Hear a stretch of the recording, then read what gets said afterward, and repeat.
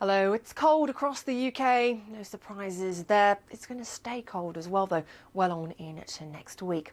Overnight tonight, a weak weather front swinging across the UK could leave us with a legacy of some ice for first thing tomorrow, maybe even some significant fresh snowfall as well for the higher ground of Scotland. This front swinging through during the latter part of Thursday, but mostly clear by the time we get into the early hours of Friday from eastern Scotland. Further south though, a lot of cloud around may keep us just a little bit milder across Wales and the southwest of England. But generally the story for tonight really is that it's quite a cold night, a fairly widespread frost, and there will be a risk of some ice first thing, particularly to the north of the UK.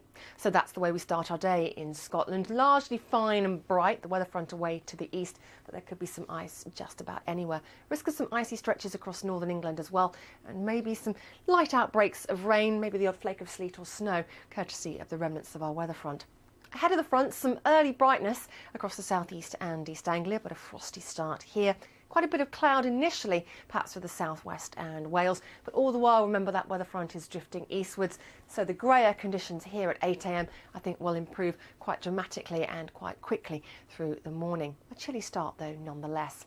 As for Northern Ireland, well, I think a largely fine start, maybe a little bit of early morning brightness, but here we're always going to be up against another weather front trying to come in from the west of the UK, bringing in more cloud for the afternoon. That will also cloud up western Scotland too.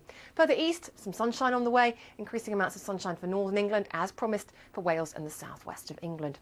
Further east though, the remnants of our weather front could bring in a little bit of light drizzly rain, the odd flake of sleet. It certainly will though produce plenty of cloud across eastern England through the afternoon.